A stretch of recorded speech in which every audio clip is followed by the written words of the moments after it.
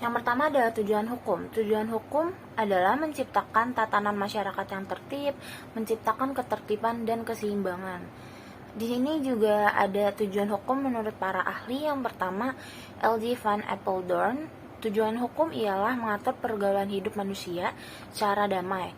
Yang kedua, Mr. G. Van Kant. Terdapat kaidah-kaidah kesusilaan kesopanan yang semuanya bersama-sama ikut berusaha dalam penyelenggaraan dan perlindungan kepentingan orang dalam masyarakat. Selanjutnya, untuk mempertegas definisi ini, Ahmad Ali mengemukakan bahwa persoalan tujuan hukum dapat dikaji melalui 3 sudut pandang masing-masing, yaitu yang pertama, dari sudut pandang ilmu hukum positif normatif atau yuridis dogmatik, di mana tujuan hukum dititik beratkan pada segi kepastian hukumnya. Yang kedua, dari sudut pandang filsafat hukum, di mana tujuan hukum dititik beratkan pada segi keadilan. Yang ketiga, dari sudut pandang sosiologi hukum, tujuan hukum dititik beratkan pada segi kemanfaatannya. Ahmad Ali mengklasifikasikan tujuan hukum dalam 3 kategori, yakni teori tujuan hukum barat, teori tujuan hukum timur, dan teori tujuan hukum Islam. Teori hukum barat. Tujuan hukum barat dapat diklasifikasikan ke dalam 2 kelompok ajaran, yaitu ajaran konvensional atau klasik dan ajaran modern. Yang pertama ada ajaran konvensional atau klasik.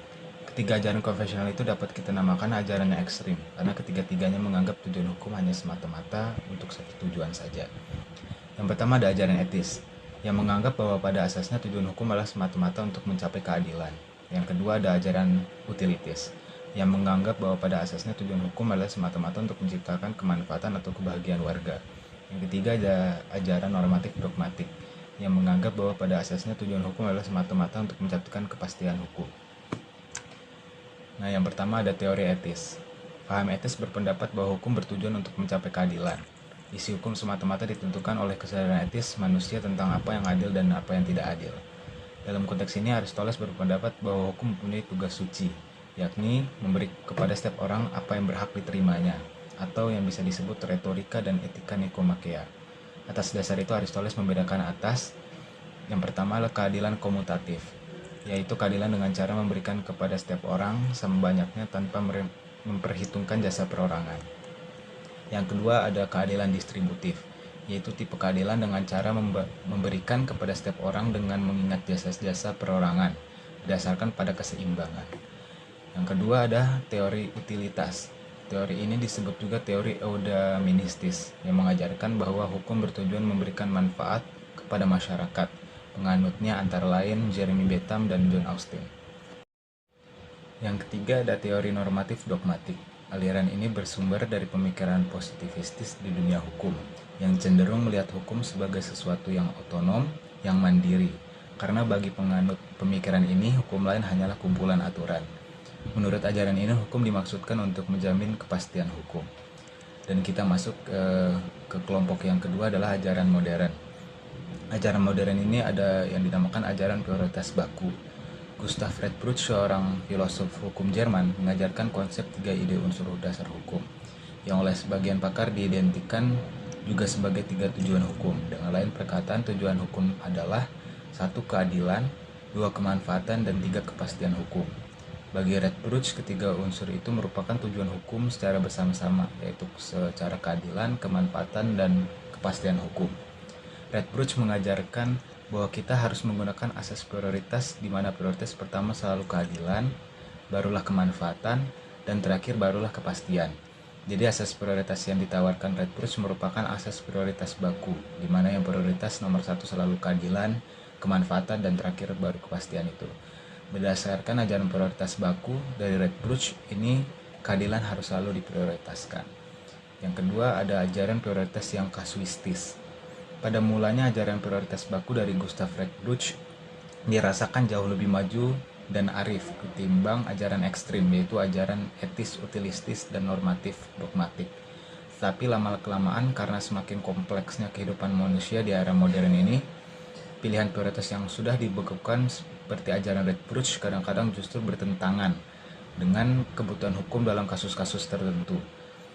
Sebab ada kalanya untuk suatu kasus memang yang tepat adalah keadilan yang diprioritaskan ketimbang kemanfaatan dan kepastian. Tapi ada kalanya tidak meski demikian. Mungkin untuk kasus-kasus lain justru kebutuhan menuntut kemanfaatanlah yang diprioritaskan ketimbang keadilan dan kepastian.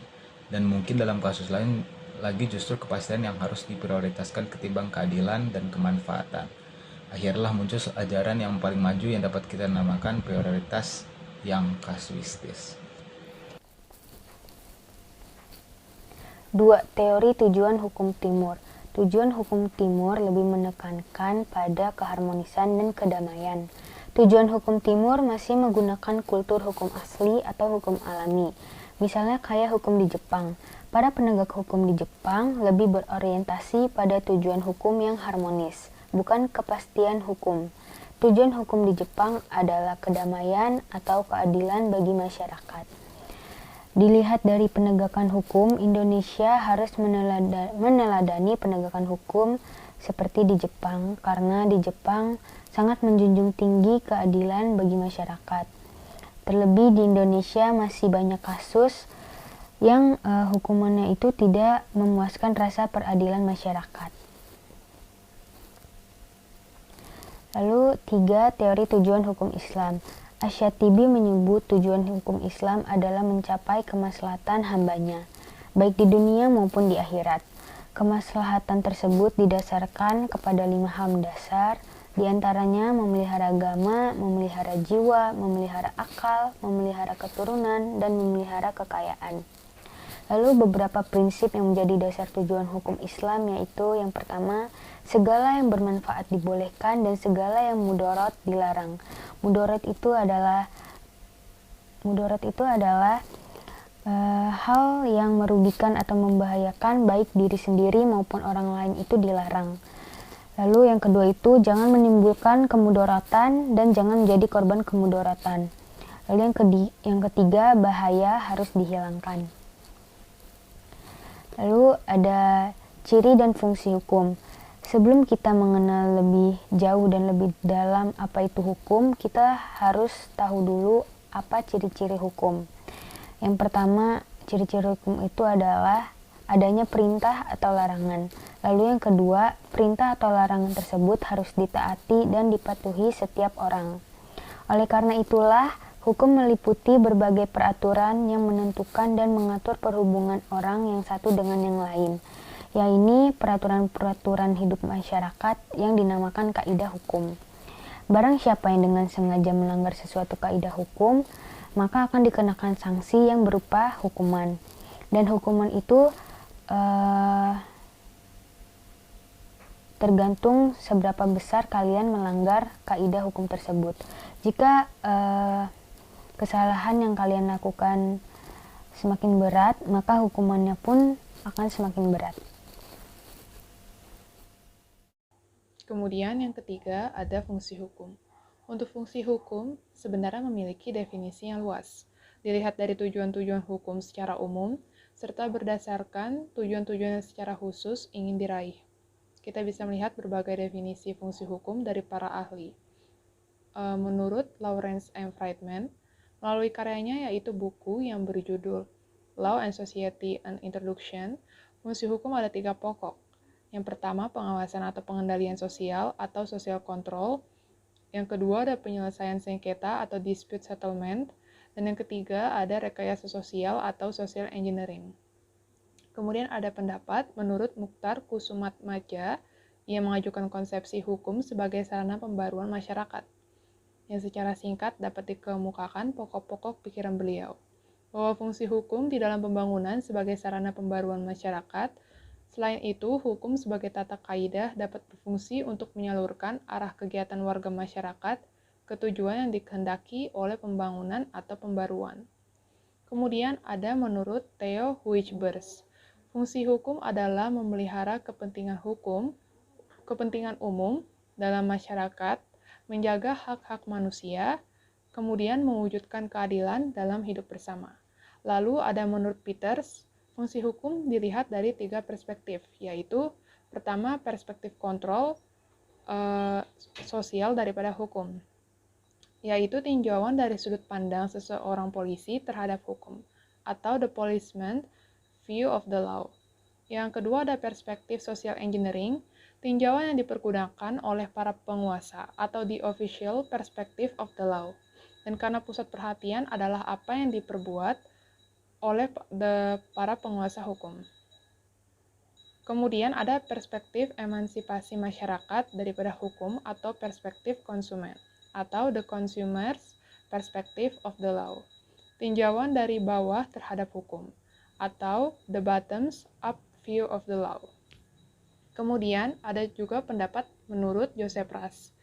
Ia memandang fungsi hukum sebagai fungsi sosial, yaitu pertama fungsi langsung, bersifat primer yang mencakup pencegahan perbuatan tertentu dan mendorong dilakukannya perbuatan tertentu. Lalu penyediaan fasilitas bagi rencana-rencana privat, kemudian penyediaan servis dan pembagian kembali barang-barang, dan penyelesaian perselisihan di luar jalur regular. Lalu ada fungsi tidak langsung. Fungsi ini termuat agar memperkuat atau memperlemah kecenderungan untuk menghargai nilai-nilai moral tertentu. Contohnya, kesucian hidup, lalu memperkuat atau memperlemah penghargaan terhadap otoritas umum, dan yang terakhir, mempengaruhi perasaan kesatuan nasional. Kemudian di sini ada beberapa konsep lain hukum sebagai fungsi. Yang pertama, ada fungsi hukum sebagai alat pengendalian sosial. Dalam bahasa Inggris, a tool of social control. Fungsi hukum sebagai alat pengendalian sosial ialah fungsi hukum untuk menetapkan tingkah laku mana yang dianggap merupakan penyimpangan terhadap aturan hukum dan apa sanksi atau tindakan yang dilakukan oleh hukum jika terjadi penyimpangan tersebut. Penerapan fungsi ini ditentukan oleh faktor aturan hukumnya sendiri dan faktor pelaksana atau orang dalam hukumnya. Kemudian, Ahmad Ali berpendapat hukum sebagai pengendalian sosial adalah pertama, fungsi ini tidak sendirian di lingkup masyarakat, tetapi fungsinya berjalan bersama dengan peranata-peranata sosial lainnya yang juga melakukan hal yang sama dengan fungsi pengendalian sosial. Kemudian, fungsi ini merupakan fungsi yang pasif, artinya hukum yang menyesuaikan diri dengan kenyataan masyarakat yang ada. Ketiga, fungsi ini bisa dijalankan oleh suatu kekuasaan terpusat. Yang dewasa ini berwujud kekuasaan negara, yang biasa dilaksanakan oleh suatu elit, sehingga bisa menghasilkan suatu perundang-undangan yang biasa kita ketahui sebagai hukum tertulis. Dan yang terakhir, fungsi ini dapat dilakukan sendiri dari bawah oleh masyarakat itu sendiri, sehingga biasanya berwujud hukum kebiasaan atau hukum tidak tertulis. Kemudian, ada fungsi hukum sebagai alat rekayasa sosial yang dalam bahasa Inggrisnya a tool of social engineering. Roscoe-Pound mencetuskan bahwa fungsi hukum ini bersifat netral, karena konsep ini sering dihadapkan dengan konsep yang diajarkan oleh aliran historis dari Friedrich Karl von Savigny. Berhadapan dengan konsep aliran dari Savigny, membuat Roscoe-Pound mengemukakan konsep ini sebagai dasar bagi kemungkinan digunakannya hukum secara sadar untuk perubahan masyarakat. Tujuan penggunaan hukum sebagai alat rekayasa sosial adalah sebagai berikut. Mempelajari efek sosial yang nyata dari lembaga-lembaga serta ajaran-ajaran hukum, lalu melakukan studi sosiologis dalam rangka mempersiapkan perundang-undangan dengan keharusan untuk mempelajari bagaimana ia beroperasi di masyarakat serta efek yang ditimbulkannya apabila ada untuk kemudian dijalankan. Kemudian ada melakukan studi dengan keseriusan tentang bagaimana membuat peraturan-peraturan hukum yang demikian banyak itu menjadi efektif. Dan yang terakhir, memperhatikan sejarah umum, hukum, dengan mempelajari secara lengkap tentang ajaran-ajaran dari masa lalu. Kemudian ada fungsi hukum sebagai simbol. Simbolisasi mencakupi proses-proses di mana seseorang menggambarkan suatu istilah sederhana tentang perhubungan sosial serta fenomena-fenomena lain yang timbul dari interaksinya dengan orang lain. Hal ini dilakukan sebagai upaya menyederhanakan suatu rangkaian peristiwa tertentu untuk memudahkan diperolehnya pengertian yang bersifat umum. Maka dari itu, penyimbolan akan membantu pelaksana hukum untuk menerapkan simbol hukum tertentu terhadap suatu tindakan atau peristiwa yang tidak bersesuaian dengan hukum. Dan yang terakhir, ada fungsi hukum sebagai mekanisme untuk integrasi. Hukum itu sering disalahartikan. Orang-orang sering mengira ia hanya berfungsi jika terjadi konflik. Padahal, hukum telah berfungsi sebelum konflik itu terjadi. Dapat dikatakan ada dua jenis penerapan hukum. Yang pertama adalah penerapan hukum dalam hal tidak ada konflik. Contohnya, jika seorang pembeli barang membayar harga barang dan penjual menerima uang pembayaran. Dan yang kedua, penerapan hukum dalam hal terjadinya konflik.